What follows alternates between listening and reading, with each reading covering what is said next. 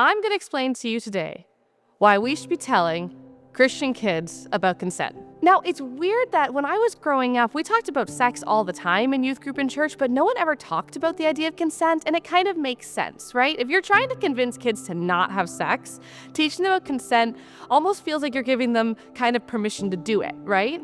But here's the thing. We did a massive study of over 7,000 Christian women about their experiences in high school and what they were taught in church. And then we looked at a bunch of outcome variables for them while they were in high school and today. And what we found was that fewer than 1 in 4 of the women who were highly religious in youth group could identify date rape by the time they graduated high school. Fewer than 1 in 4. That is a problem. In fact, there was this massive trend that the more religious messaging a child had heard, the less sex education they seemed to have by the time they graduated high school. And here's the thing. Giving kids the information about things like consent, about how their bodies work, your basic sex education actually decreases teen sexual activity and increases the chances that if they do have sex, they're safer, it's consensual. And if you're a youth pastor who was sent this, or you're watching this and you're in ministry and you work with teens, I understand the goal is just to have kids not having sex at all. But I think that we can all agree that if some kids are just going to have sex no matter what, it is much better if it is not rape.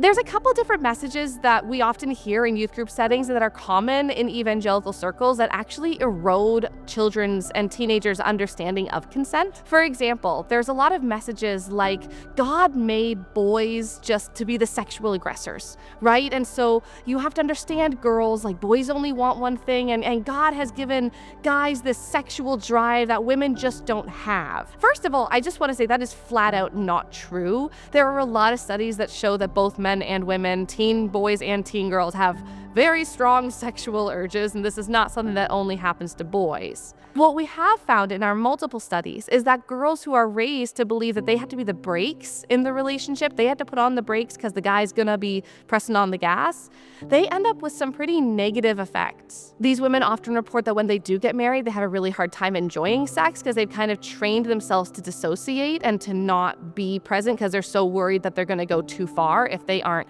spectating their own sexual experience as it's happening. Okay, if we're kissing, are we kissing too much? Are we kissing too much yet? Is he too turned on? Is he going to be able to stop? And so when you get married, that switch doesn't turn off. We also had a lot of women who experienced a lot of sexual pain, who had a really hard time experiencing arousal and following their body's cues. But worst of all, we heard so many stories of girls who the main thing they had been taught is that your virginity is your most precious gift, and it is your job to make sure that if you don't want to go all the way, it's better if you don't even start. And yeah, that last one, if a girl doesn't want to go all the way, it's better that she doesn't even start. That's a quote from one of the best-selling materials called For Young Women Only that was targeted to teen girls in around 2006, and that a lot of today's youth leaders grew up on. And so what ends up happening is we've talked to many women who, when they were 15, 16 years old, they had a really complicated sexual experience, which now they understand was assault. But back then they felt, I allowed this to happen to me. And then because they've lost their virginity, they figured, well, now I'm not a virgin anymore, so I have no right to say no. And when we asked those women to explain why they felt they had no right to say no, it's because the only reason they had been given to say no was to protect their virginity. There wasn't discussion about consent, about bodily autonomy, about the fact that you can make a decision, then you can change your mind later. There was this black or white, are you a virgin or are you used up?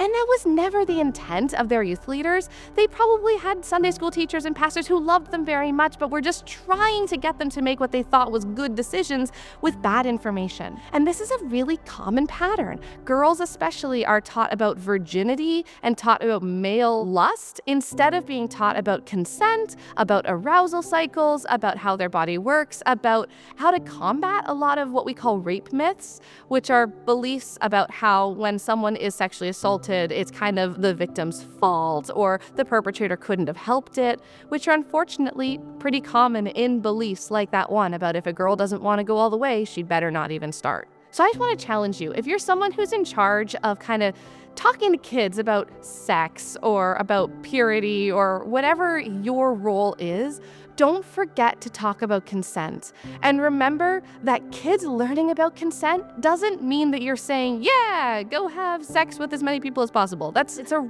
fallacy that people believe.